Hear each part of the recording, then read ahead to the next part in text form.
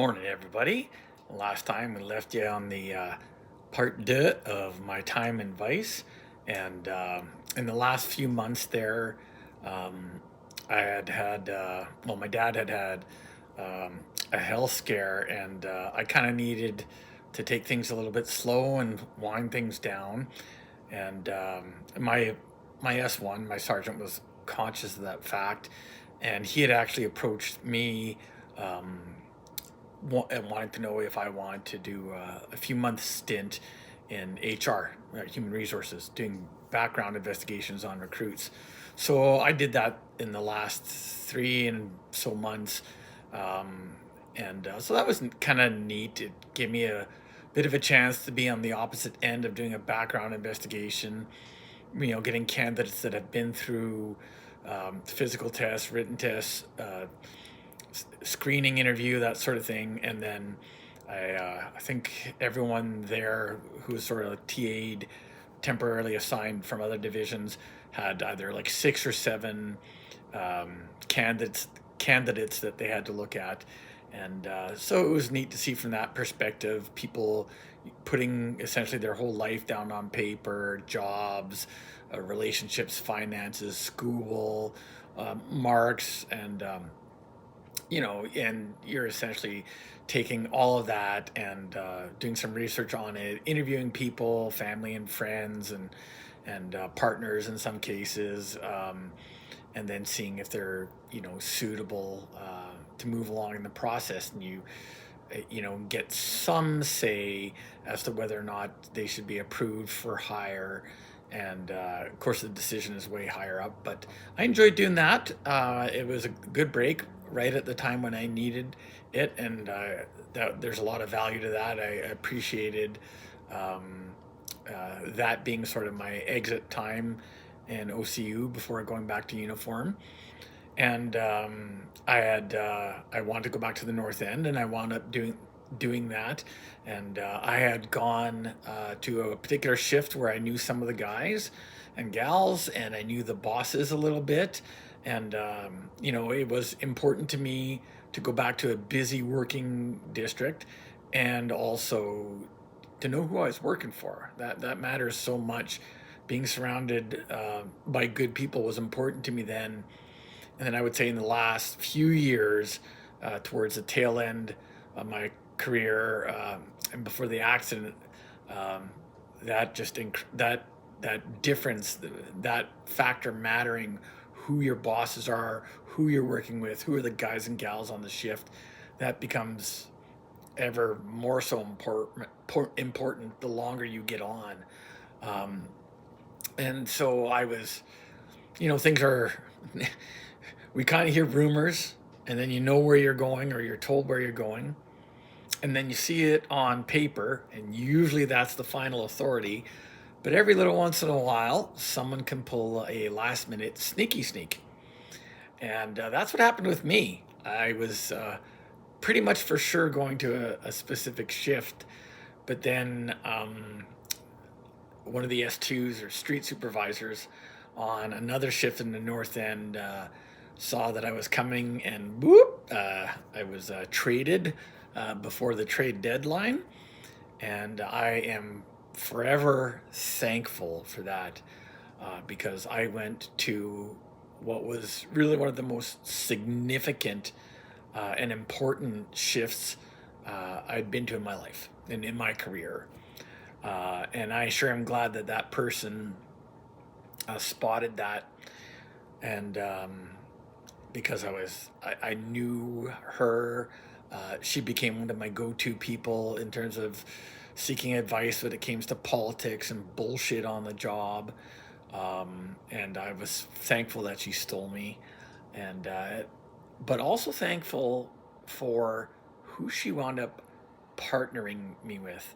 Now it's the S1's job uh, to give the final yay or nay, but quite often, when S S2s and S1s are street supervisors and shift sergeants are building a shift, they really rely on those who have the closest uh, relationship with the guys, and those are of course the street 60s supervisors. Um, and when you have one that is so good at matching up personalities, looking at two different people and what they know of them, and then organizing, putting them together, I mean that can really make it or break it sometimes. And in my case, though I didn't know it at first, uh, the person that I wound up getting partnered with, um, I couldn't have been better suited to work with, um, and wound up becoming best friends. And the person to on the job to whom I'm closest to. But there's a lot of reasons for that that I won't just be able to cover in a 20-minute spot.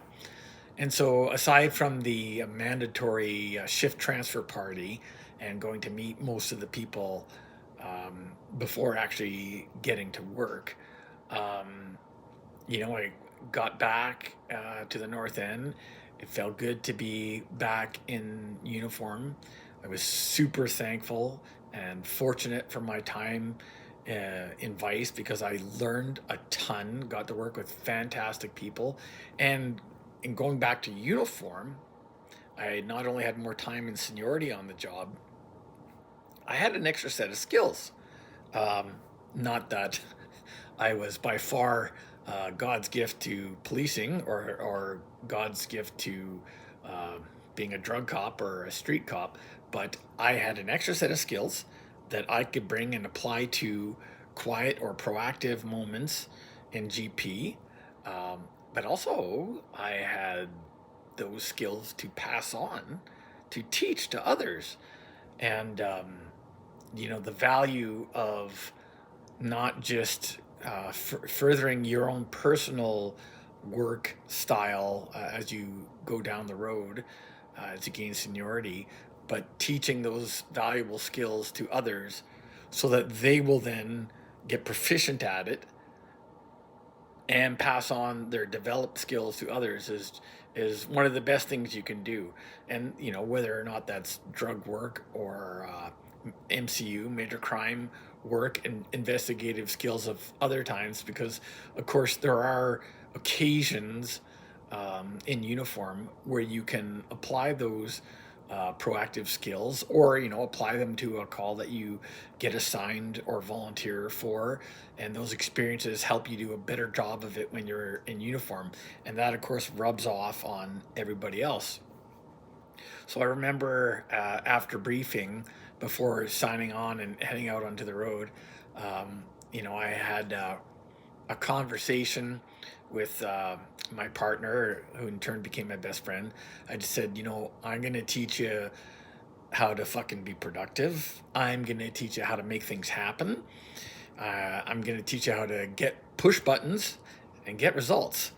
And I'm also going to teach you to survive on the street, not just survive, but thrive, and also survive within the organization.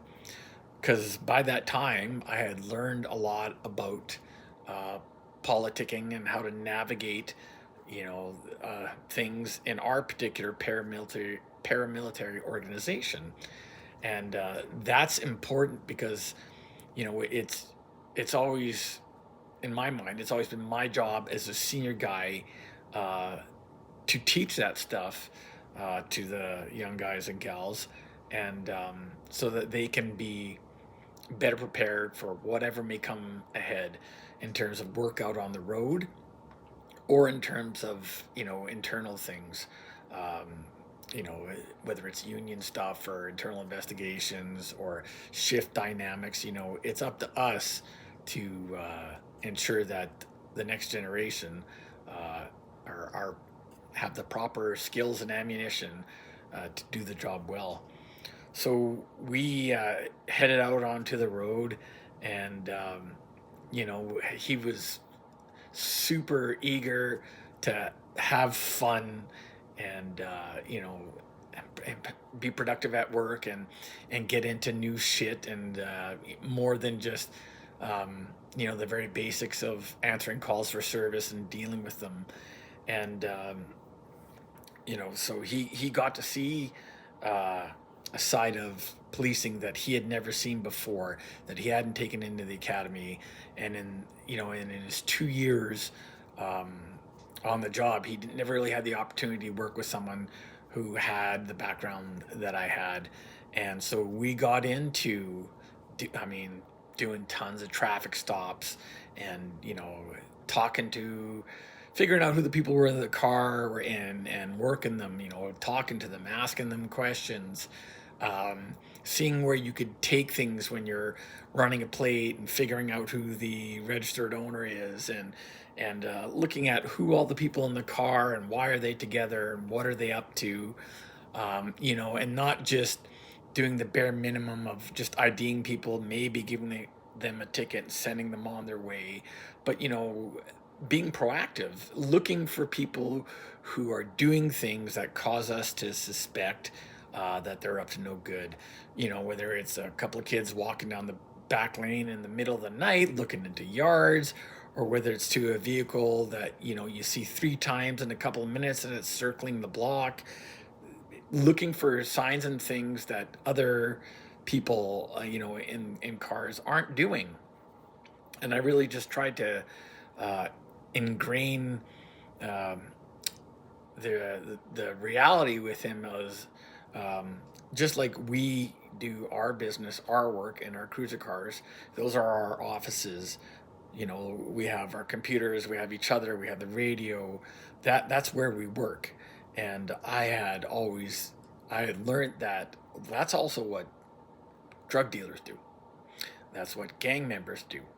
They're out and about in their vehicles, whether they're in lawful possession of them or not, or whether they're rental vehicles, or whether they're vehicles that belong to a third party. Those cars are their offices too. They're out there doing work, whether it's transporting drugs to a customer or moving a gun from one house to another, and they behave a certain way. And I taught him to look for signs of how those people, criminals, drug dealers, and gang members behave. And not everything, of course, resulted in an arrest or in a seizure of drugs.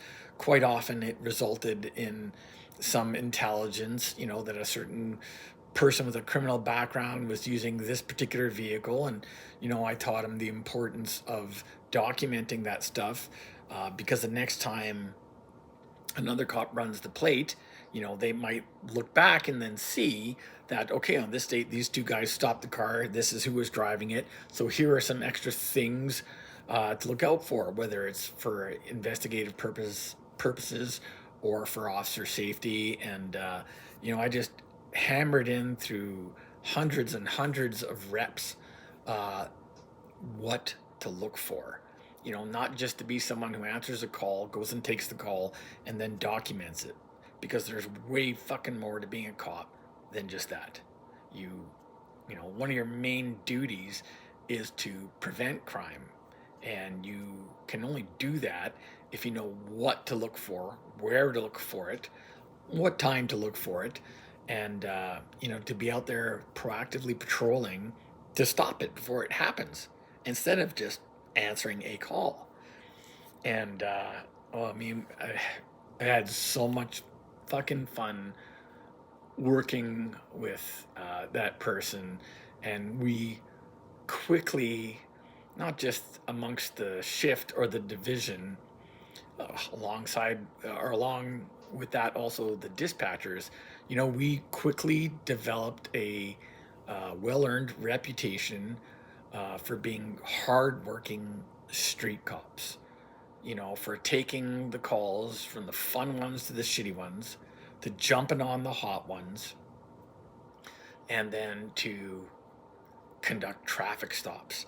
And our call sign was Echo 305, and people knew that when they heard us voice something, whether it was a traffic stop or a spot check, people knew to come, because more often than not, we wound up with something, getting somebody on a warrant, traffic stop turning into a vice, drug arrest. That happened fairly frequently because we were both out looking for it. And he quickly developed a knack recognizing what to look for and how to build your grounds for an arrest or for an intelligence report based on what it is that we had. And it was just, that was a real highlight of my career, because those were the days where on my days off, I looked forward to going back into work. And yeah, it was just fucking fantastic. And we were super productive finding stolen cars and putting our names out there, putting our names to paper. And it was also a time in policing here where, you could get away with stuff that you could not get away with now. Uh, a much more freer time with less constraints. And, not that we were, um, doing things that we shouldn't do, not that we were um, breaking the law or robbing drug dealers or anything like that. But um, we were just times were different then in policing than they are now. So very, very different. You had a lot less to worry about. Um, People constantly recording you with cell phones, or people complaining about, you having to use force and all that kind of stuff.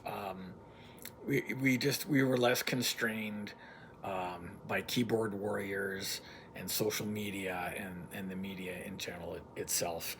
And we had been involved, and we got ourselves involved in a lot of things that build life experience and character, not just personally but also on the job.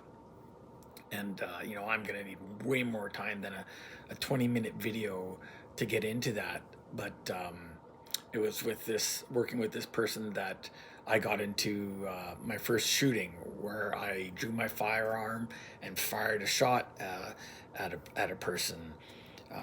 We'd been to a lot of we'd been to murders, and we'd been to scenes where people were beaten badly, where they then passed in hospital while were with them.